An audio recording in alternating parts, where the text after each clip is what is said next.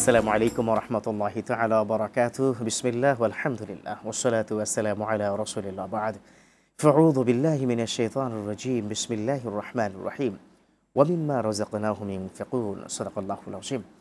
সুপ্রিয় দর্শক, দেশে কিংবা দেশের বাইরে যে যেখান থেকে দেখছেন এই মুহূর্তে আপনাদের প্রিয় চ্যানেল RTV, আপনাদের সকলকে স্বাগত জানাই, মোবারকবাদ জানাই। আমি ডক্টর ফখরুল আশিকি। শুরু করছি আপনাদের জন্য আয়োজন এবং আপনাদেরকে নিয়ে আয়োজন RTVর সাপ্তাহিক আয়োজন প্রাণ নিবেদিত প্রশ্ন করুন। অনুষ্ঠানটিতে আমরা প্রতি সপ্তাহে একটি বিস্তারিত বিষয় নিয়ে কথা বলি। সেই বিষয়টি হচ্ছে দান সদাকা। একজন মানুষ দান সদাকা করলে নানামুখী সমস্যার সমাধান হয়ে যায়। বিশ্বনবী কিন্তু বলে দিয়েছেন, as-সাদাকাতু তারুদ্দুল বালা, দান সদাকা বালা মুসিবত দূর করে। দান সদাকার কারণে সম্পদ বৃদ্ধি পায়। এই ধরনের অনেক কোরআন এবং হাদিসের আমরা কিন্তু আয়াত এবং হাদিস শুনতে পাই। এ বিষয়ে যিনি কথা বলবেন তিনি বাংলাদেশের লাখো ইমামের প্রতিনিধিত্ব করছেন দীর্ঘ প্রায় 30 বছর ধরে, এবং ইমামের অধিকার আদায় করার জন্য তিনি দীর্ঘ বছর ধরে কাজ করছেন। বাংলাদেশ ইমাম সমিতির সম্মানিত সভাপতি ফদিলাতুশ শেখ হাফেজ মাওলানা লুৎফর রহমান হাফেজাহুল্লাহ। আসসালামু আলাইকুম ওয়া রাহমাতুল্লাহি ওয়া বারাকাতুহু। প্রিয় দর্শক, দান সদাকা করলে কি উপকার হবে, ইহলৌকিক এবং পারলৌকিক দুটো বিষয় নিয়ে আলোচনা শুনি সম্মানীয় মোহতারামের কাছ থেকে। মোহতারাম, কেমন আছেন? আলহামদুলিল্লাহ রাব্বিল আলামিন, ভালো আছি। আপনি কেমন আছেন? আল্লাহ শুকরিয়া আদায় করছি। যদিও দেশব্যাপী এখন একটু অসুস্থতা, কেউ ডেঙ্গু, কেউ চিকুনগুনিয়া, ঘরে ঘরে অসুস্থতা হচ্ছে। আমরা শুরুতেই সমবেদনা এবং দোয়া জানাচ্ছি সকল অসুস্থ রোগীদের, কারণ হসপিটালে কিন্তু জায়গাও হচ্ছে না, অনেকে মারাও যাচ্ছেন আমাদের জানা মতে। আল্লাহ পাক পুরো মুসলিম জাহানকে হেফাজতে রাখুক এই ধরনের রোগ থেকে। দান সদাকার কারণে কিন্তু বালা মুসিবত দূর হয়, রোগ মুক্তিও হয়। নানামুখী আলোচনা নিশ্চয় আপনি করবেন। শুরুতেই দান সদাকা বলতে আমরা কি বুঝি কোরআন এবং হাদিসের আলোকে? বিসমিল্লাহির রহমানির রহিম, নাহমাদু ওয়া নুসাল্লি আলা রাসূলিল কারীম, আম্মা বাদ। আপনি যে বিষয়টি উপস্থাপন করেছেন এটি কোরআন এবং সুন্নাহ সম্মত, এবং এই বিষয়টি এতটাই ইম্পর্ট্যান্ট যে আল্লাহ রাব্বুল আলামিন এই দান সাদাকার ব্যাপারে অনেক আয়াত নাজিল করেছেন, মানুষকে নির্দেশ প্রদান করেছেন, উৎসাহ দিয়েছেন। রাসূল আকরাম সাল্লাল্লাহু আলাইহি সাল্লাম তিনি নিজে দান সাদাকা করেছেন, এবং দান সাদাকা করার জন্য তিনি তার সাহাবা আজমাইন সহ গোটা উম্মতকে তাগিদ তিনি দিয়েছেন তাগিদ দিয়েছেন। বারবার। হ্যাঁ, নিশ্চয়ই। শুরুতে যে আপনি হাদিসটি বলেছেন অত্যন্ত গুরুত্বপূর্ণ, যে মানুষের বিপদ বালা মুসিবত এটা ঠেকানোর জন্য, এটা প্রতিরোধের জন্য, এটা থেকে রক্ষা পাওয়ার জন্য, রক্ষা কবচ হিসাবে, রক্ষা কবচ হিসেবে দান সাদাকা, এটা রাসূলুল্লাহ সাল্লাল্লাহু আলাইহি সাল্লাম বলেছেন যে as-সাদাকাতু তারুদ্দুল বালা, অর্থাৎ দান সাদাকা করলে এটা বালা মুসিবত আল্লাহ রাব্বুল আলামিন দূর করে দেন বা আল্লাহ এটাকে মাফ করে দেন। সাদাকা এটা একটা গুরুত্বপূর্ণ। সাদাকা হচ্ছে আল্লাহর সন্তুষ্টি অর্জনের জন্যে, আল্লাহর রেজাবন্দি হাসিলের জন্যে, মানুষের কল্যাণের জন্য নিজের সাদাকা করা। এই সাদাকা এটা খুব জরুরি। আর এই সাদাকা করার মূল নীতি হচ্ছে ইন্নামা নুতইমুকুম লিওয়াজহিল্লাহ লা নুরিদু মিনকুম জাযাআন ওয়ালা শুকুরা, অর্থাৎ সংজ্ঞা দিয়ে দিয়েছেন আল্লাহ রাব্বুল আলামিন তোমরা সাদাকা দিবে, অর্থাৎ মানুষকে খাওয়াবে, পরাবে, দিবে। এক্ষেত্রে কোনো অবস্থাতেই তোমরা কোনো তার কাছ থেকে বাহাবা, কোনো শুকরিয়া, প্রতিদান এটা আকাঙ্ক্ষা তোমরা করবে না। আকাঙ্ক্ষা শুধু একটাই থাকবে, সেটা হচ্ছে যে তোমার রবের এটা সন্তুষ্টি। আপনার উপরে আমার উপরে যে আল্লাহ রাগান্বিত হন, আমরা যদি বেশি গুনাহ করি নিশ্চয় আল্লাহ রাগান্বিত হতে পারেন। হাদিস শরীফের মধ্যে এসেছে যে গোপনে যদি কেউ দান সাদাকা করে, গোপন দানে আল্লাহর ক্রোধ আল্লাহ মিটিয়ে দেন, আল্লাহ ক্রোধকে তিনি থামিয়ে দেন। অর্থাৎ বান্দার উপরে যদি আল্লাহ ক্রোধ হন, রাগান্বিত হন, আর সেই বান্দা যখন গোপনে দান সাদাকা করে, তখন সেই দান সাদাকার কারণে আল্লাহ রাব্বুল আলামিন তার উপরে ঠান্ডা হন, ভালোবাসেন। এটা হলো একটা জিনিস। এই বিষয় নিয়ে ইনশাআল্লাহ তাআলা আমরা আবারও আলোচনায় ফিরছি, তবে একটা ছোট্ট বিরতির পর ইনশাআল্লাহ। প্রিয় দর্শক, দেখছেন আপনাদের প্রিয় চ্যানেল RTVর সাপ্তাহিক আয়োজন প্রাণ নিবেদিত প্রশ্ন করুন। নিচে ছোট্ট করে বিরতি, ফিরছি কিছুক্ষণের মধ্যেই।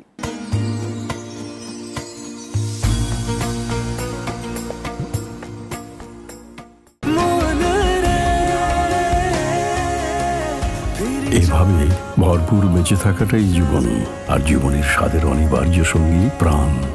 আলহামদুলিল্লাহ। প্রিয় দর্শক, ফিরে এলাম বিরতির পর। আমাদের সাথে থাকার জন্য ধন্যবাদ। দেখছেন আপনাদের প্রিয় চ্যানেল RTVর সাপ্তাহিক আয়োজন প্রাণ নিবেদিত প্রশ্ন করুন। প্রিয় দর্শক, অনুষ্ঠানটিতে আমরা কথা বলছিলাম দান সদাকার গুরুত্ব। যিনি রয়েছেন বাংলাদেশের লাখো ইমামের প্রতিনিধিত্ব করছেন বাংলাদেশ ইমাম সমিতির সম্মানিত সভাপতি ফদিলাতুশ শেখ হাফেজ মাওলানা লুৎফর রহমান হাফিজাহুল্লাহ। চলুন আমরা এই বিষয় নিয়ে আরও বিস্তারিত শুনি সম্মানীয় মোহতারামের কাছ থেকে। শেখ, এখানে আপনাকে আজকে পাওয়ার পর অনেক দর্শক ফেসবুকে ইনবক্সে অনেকগুলো প্রশ্ন করে ফেলেছে। তার মধ্যে একটা প্রশ্ন, মাত্র আপনি কথা বললেন গোপনে দানের বিষয়।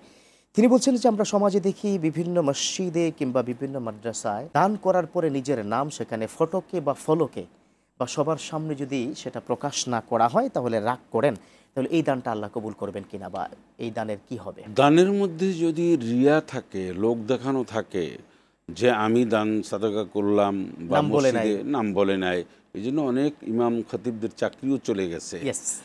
আর একটা হচ্ছে যে ময়দানে অনেক সময় মাহফিলগুলিতেও একই অবস্থা হয়। কিন্তু কোনো মানুষ যদি মনে করেন যে আমার নাম বা ভাইরাল হওয়ার জন্য, ফলাহর জন্য, ভোট ব্যাংক বৃদ্ধির জন্য, সমর্থ বৃদ্ধির জন্য এই কাজগুলি করেন, তাহলে এক পয়সা কোনো লাভ নেই।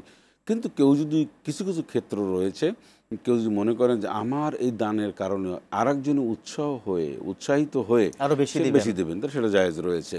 এই একটা রয়েছে কোরআন তেলাওয়াতের ক্ষেত্রে রয়েছে, বেশি করে দান সাদকা, মানে প্রতিযোগিতার কথা বলা হয়েছে। পূর্ণ কাজে তোমরা প্রতিযোগিতা করো।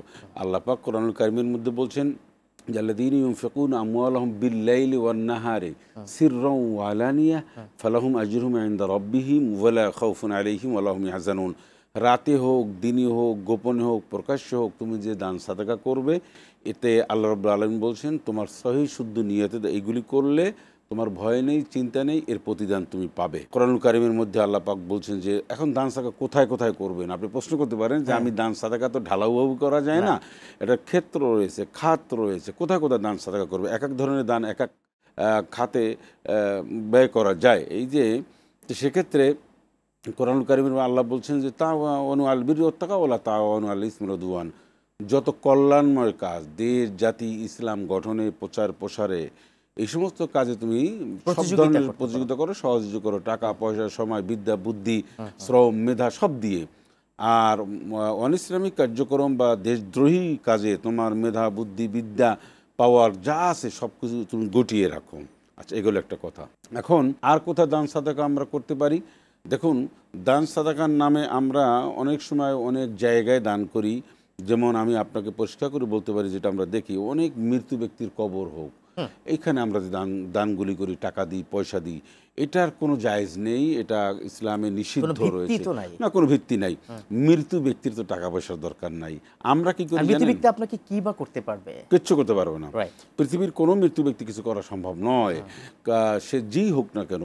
তো এখন আমরা মৃত্যু ব্যক্তির মাজারে হোক, কবরে হোক টাকা দিই। এটা এখানে না দিয়ে এতিমখানা থাকতে পারে, সেখানে দিই। মসজিদের নির্মাণের কাজে দিতে পারি। আরও কল্যাণকর অনেক কাজ রয়েছে, চ্যারিটি রয়েছে, সেখানে আমরা দিতে পারি।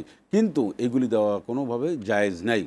আবার আশা আকাঙ্ক্ষা পূরণের জন্য আমরা দেখি অনেক, বাবার দরবার তো আছে, ভাইরাল দু একটা মসজিদ আছে যেখানে আশা আকাঙ্ক্ষা পূরণের জন্য মানুষ কোটি কোটি টাকা দেয়, যেমন পাগলা মসজিদের কথা আমরা সবাই বললেন। আচ্ছা, এই মসজিদে টাকা দিয়ে আমি তো মনে করি যে এই মসজিদে টাকা দিয়ে মানে আকাঙ্ক্ষা পূরণের জন্য এটা জায়েজ নাই। আর এইভাবে হুমড়ি খেয়ে একটা জায়গায় টাকা দেবে উদ্দেশ্যপ্রণোদিতভাবে, এটা কোনোভাবেই জায়েজ নাই। মসজিদে টাকা দেন, পয়সা দেন, মসজিদ নির্মাণ করে দেন, মসজিদের সৌন্দর্য বৃদ্ধি করেন যতটা সম্ভব, এটা জায়েজ। কিন্তু কোনো বিশেষ কোনো মসজিদে দিতে হয়, তো মসজিদের নববী কি অপরাধ করেছে, বাইতুল্লাহ, অসংখ্য সাহাবা আজমাইনদের নামে বাইতুল মুকাদ্দাস রয়েছে, উহুদ পাহাড়ের মসজিদ রয়েছে, বদর প্রান্তের মসজিদ রয়েছে, ঐতিহাসিক অনেক মসজিদ। এই সমস্ত মসজিদের ধারে কাছেও তো এরা আসবে না। তো যদিও তিনটি মসজিদের সম্মান বেশি আর সব মসজিদের সম্মান এক বলা হয়েছে, ঠিক আছে, কিন্তু আমরা এটা না করি। আর একটা দান সাদাকা আমি আপনার দৃষ্টি আকর্ষণ করছি যে আল্লাহ রসুলকে বলা হলো ইয়াসআলুনাকা মাযা ইউনফিকুন। দান বলতে এখানে ব্যয়, এখানে ব্যয়, সেবা, খরচ কোথায় বেশি করব। তখন আল্লাহ পাক বলেন কুল মা আনফাকতুম মিন খাইরিন ফালিওয়ালিদাইন ওয়াল আকরাবিন ওয়াল ইয়াতামা ওয়াল মাসাকিন। এরভাবেই খাত বর্ণনা করেছেন, ডিপার্টমেন্ট বলেছেন। সর্বপ্রথম ব্যয় করবে তোমার পিতামাতা। আপনার টাকা আছে, পয়সা আছে, আপনি যত্রতত্র এখানে সেখানে আপনি খরচ করেন, এটা না করে আপনার বাবা মায়ের পিছনে আগে বেশি করে খরচ করুন। এবার গরিব, এতিম, মিসকিন, আত্মীয়স্বজন, তাদের প্রতি আপনি ব্যয় করুন। চমৎকার আপনি আলোচনা করছিলেন। বেশ কিছু প্রশ্নের মধ্যে একজন বোন প্রশ্ন করেছে যে আমার পিতামাতা আমাকে খুব ভালো জায়গায় বিয়ে দিয়েছে, ভালো ফ্যামিলিতে, কিন্তু পিতামাতা এখন একটু দরিদ্র অবস্থায় রয়েছে। তো আমার স্বামীর দানের টাকা, মানে জাকাত বা দানের টাকা আমার পিতামাতাকে দিতে পারবে কিনা? পারবে। এখানে শুধু বাবা মাকে দেওয়া যায় না। কিন্তু স্বামীর টাকা তো ওনার টাকাই। না, স্বামীর টাকা ওনার টাকা এটা ঠিক না। স্বামীর টাকাটা স্বামীর একটা টাকা, স্বামী যদি ওনাকে টাকা দেন যে তোমাকে আমি লাখ লাখ টাকা দিলাম, বা অনেক সময় খরচ যাদের টাকা পয়সা বেশি আছে, ওই স্ত্রী জাকাত দিতে পারবে না। এমনি সে পিতামাতার অধিকার আদায় হেল্প করতে পারবে, কোটি কোটি টাকা দিতে পারে, জাকাত না। যার মেয়ে ওনার অনেক বড় লোক, দেশ বিদেশে আছে, অনেক টাকা ইনকাম করে, উনি বাবাকে মাসে মাসে 20 লাখ 10 লাখ 5 লাখ মানে যা ইচ্ছা তাই দিতে পারবেন, কিন্তু এটা জাকাতটা দিতে যাবে না। হ্যাঁ, আর স্বামী যদি চিন্তা করেন যে শ্বশুরকে টাকা দিবেন, সেটা উনি এরকম দিতে পারেন। তবে আমরা যাদের একটু হলেই আমরা জাকাত, যে সমস্ত জায়গায় ভাইকে যেমন জাকাত দেওয়া জায়েজ আছে, আপন ভাইকে দেওয়া যায়, হ্যাঁ জায়েজ আছে, কিন্তু মনে রাখতে হবে এই জাকাত, ভাইকে জাকাত দেবো কেন? জাকাত দেওয়ার আগে তাকে স্বাবলম্বী করে দেওয়া জরুরি। একটা মাসালা আপনাকে গুরুত্বপূর্ণ আমি বলি আপনাকে।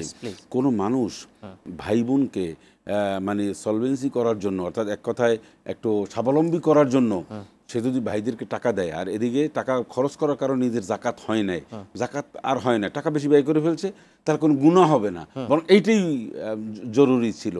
কিন্তু ভাই বোনদেরকে টাকা না দিয়া, তারা গরিব অবস্থায় আছে, কিন্তু আমি টাকা খরচ কম করে আমি টাকা বানাইলাম, আমার জাকাত হলো, এই জাকাত আমি ভাইকে দিলাম, এটার চেয়ে বরং আমার জাকাত না হয় না হোক, আমি ভাই বোনদেরকে স্বাবলম্বী মানে প্রতিষ্ঠিত করে দেওয়ার জন্য আমি ব্যাপক খরচ করলাম, এতে আমার জাকাত হয় নাই, এইটাই বেটার, এইটাই ভালো। এর মধ্যে একজন প্রশ্ন করেছে, খুব ক্রিটিক্যাল প্রশ্নটা আমার কাছে মনে হয়েছে, আশা করি আপনি জবাব দিবেন।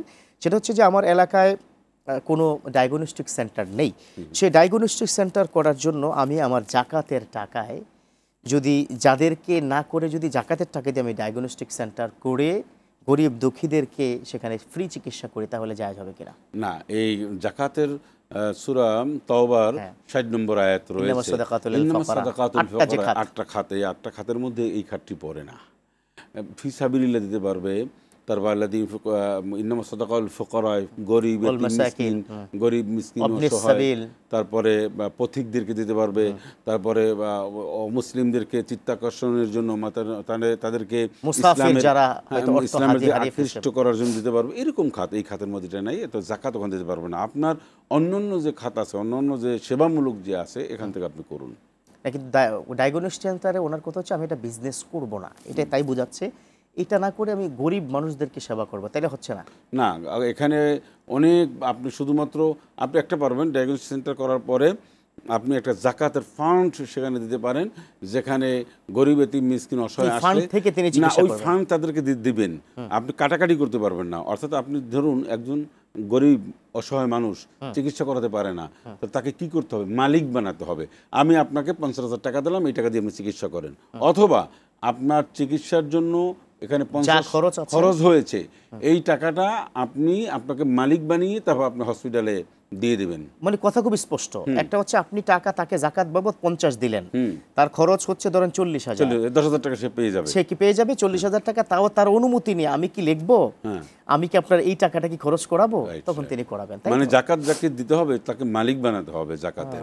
এখানে আরো বেশ কিছু প্রশ্ন, তার মধ্যে একটি প্রশ্ন এসেছে যে আমি কোন জায়গাগুলোতে দান করলে বেশি সওয়াব পাবো, মসজিদ, এতিমখানা, নাকি রাস্তায় যারা ফকির তাদের কাছে? 3টা অপশনই যদি আপনি আমাকে বলেন যে 3টা জায়গায় যদি স্পেসিফিক বলেন, তাহলে নিঃসন্দেহে এতিমখানা, এতিম যারা রয়েছে অসহায়, কারণ কোরআনুল কারীমের মধ্যে বলা হয়েছে ফাআম্মাল ইয়াতীমা ফালা তাকহার ওয়া আম্মাস সাইলা ফালা তানহার। হে নবী, এতিমদেরকে ধমক দিবেন না, ধমক মানে তাদেরকে ফিরিয়ে দেবেন না, হ্যাঁ, তাদেরকে তার এতিমরা যা চাইবে, যারা স্বাবলম্বী রয়েছে তারা দিতে বাধ্য থাকিবে। আল্লাযীনা ফি আমওয়ালিহিম হাক্কুম মা'লুম লিস-সাইলি ওয়াল মাহরুম, হ্যাঁ, যারা গরিব এতিম মিসকিন অসহায় তাদের দেখাশোনা করা অভিভাবক, সমাজের মানুষ, রাষ্ট্র বাধ্য। বড় লোকের সম্পদের মধ্যে গরিবদের অধিকার রয়েছে, 2.5% মালিক হচ্ছে গরিব, বড় লোক হচ্ছে 97%। একটা জিনিস আমাদের সমাজে কিন্তু আমরা একটা ভুল কাজ করি, সেটা আপনার মাধ্যমে আমি জানিয়ে দিতে চাই। সেটা হচ্ছে আমরা মনে করি গরিব এতিম মিসকিন যারা রয়েছে, বিশেষ করে আমাদের আত্মীয় স্বজন, তাদেরকে আমরা মনে করি দয়া, তা করুণা মনে করি। নো, এটা করুণা করার কোনো সুযোগ নাই। প্রত্যেক এতিম, অসহায়, গরিব, নিঃস্ব মানুষকে দেখা, তার পাশে যারা রয়েছে, চারপাশে যারা রয়েছে, তারা বাধ্য থাকিবেন, এটা তাদের উপর আল্লাহ রাব্বুল আলামিন ওয়ার্ডার করেছেন।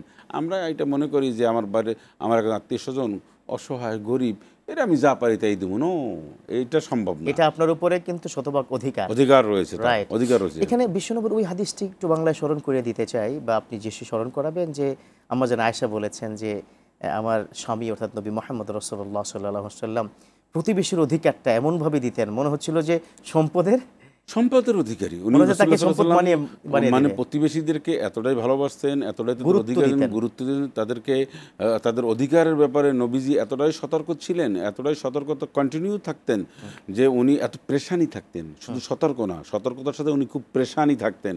ওনার মধ্যে সবসময় একটা ভয় কাজ করতো যে আমার প্রতিবেশী, আমার গরিব না খেয়ে থাকে কিনা। রাসূলুল্লাহ সাল্লাল্লাহু আলাইহি ওয়াসাল্লাম কথা পরিষ্কার করে বলেছেন যে আমার কোনো উম্মত, সে না খেয়ে, মানে সারা রাত খেয়ে ঘুমিয়ে পড়লো, অথচ তার প্রতিবেশী, তার আত্মীয় স্বজন, নিকটতম লোক না খেয়ে জীবনযাপন করছে, সে আমার উম্মত না, ফালাইসা মিন্না। রাসূলুল্লাহ সাল্লাল্লাহু আলাইহি ওয়াসাল্লাম পরিষ্কার করে বলেছেন। সেই জন্য আমি একটু আগে কড়াকড়িভাবে বললাম যে আপনি এটা মনে করবেন না যে আপনার প্রতিবেশী না খেয়ে আছে, আপনার কোনো দায়িত্ব নাই, আপনি ফুরফুরি মেজাজে থাকবেন আর উনি অনেক কষ্টে থাকবে। এটা মুসলিম জীবনের এটা বৈশিষ্ট্য না।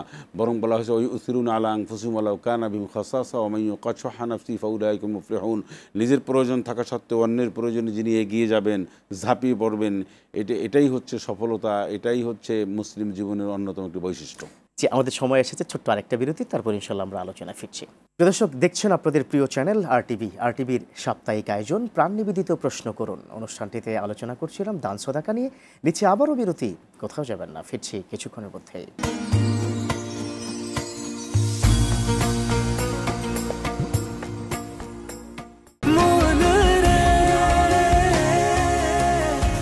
এভাবে ভরপুর বেঁচে থাকাটাই জীবন, আর জীবনের স্বাদের অনিবার্য সঙ্গী প্রাণ।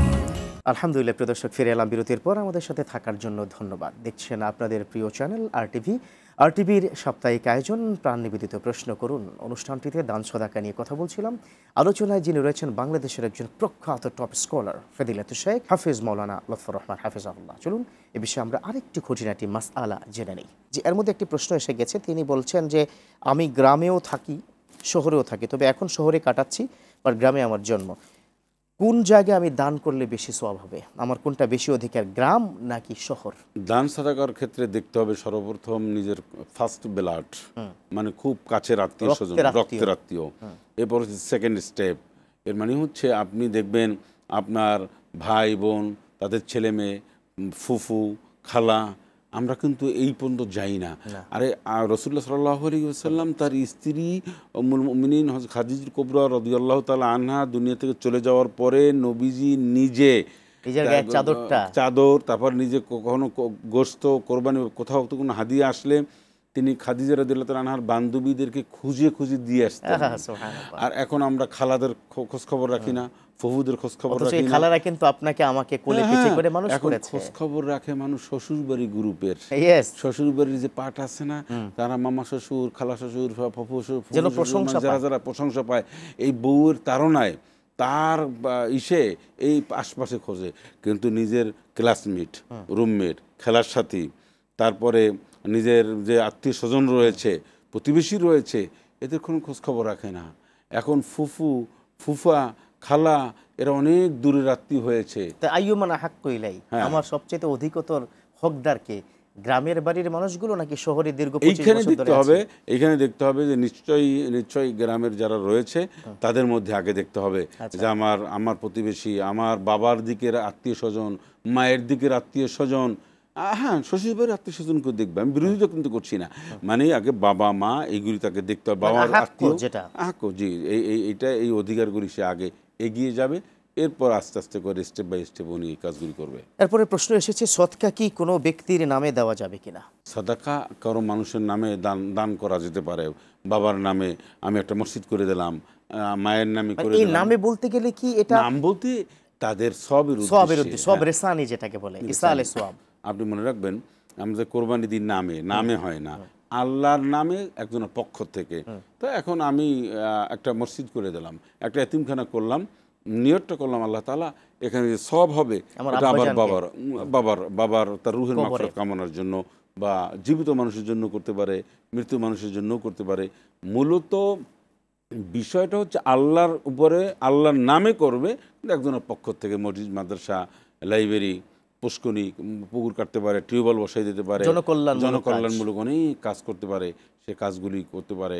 তারপরে মানুষকে রেজেকের জন্য অনেক কাজ ব্যবস্থাপনা করে স্থায়ীভাবে তার যেন ইনকাম হয়। বিশ্বনবীর হাদিসটা নিশ্চয়ই আপনার মনে আছে, ইযা মাতাল ইনসান ইনকাতা আনহু আমালুহু। না, রাসূলুল্লাহ সাল্লাল্লাহু আলাইহি ওয়াসাল্লাম তো পরিষ্কার করে বলছেন যে মানুষ মৃত্যুর পরে তার সমস্ত আমল কেটে দেওয়া হয়, বন্ধ হয়ে যায়, একদম এভাবে বন্ধ থাকে, শুধুমাত্র 3টা আমল থাকে।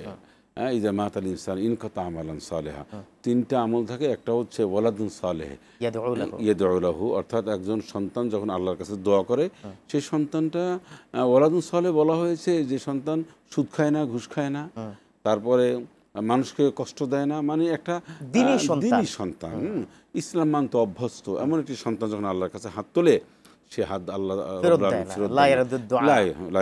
দোয়া। কিন্তু সন্তান এমন একজন আপনি তৈরি করলেন যে পাওয়ার আছে, সব কিছু আছে, সে দুর্নীতি করে, টাকা মেরে খায়, মানুষের সুদ খায়, ঘুষ খায়, না, তার দোয়া কোনো কবুল হবে না, স্পষ্ট কথা। আচ্ছা, সাদাকাতুন জারিয়া, অর্থাৎ এমন কাজ করলেন যে কাজটা আপনি সাদকা জারিয়া হলো। আপনি লাইব্রেরি করে দিলেন, হসপিটাল করলেন, টিউবওয়েল করে দিলেন, ডায়াগনস্টিক সেন্টার করলেন, দাতব্য চিকিৎসালয় করলেন, একটা এরকম মানে নানানভাবে যেটা মানুষের উপকার অব্যাহত থাকে।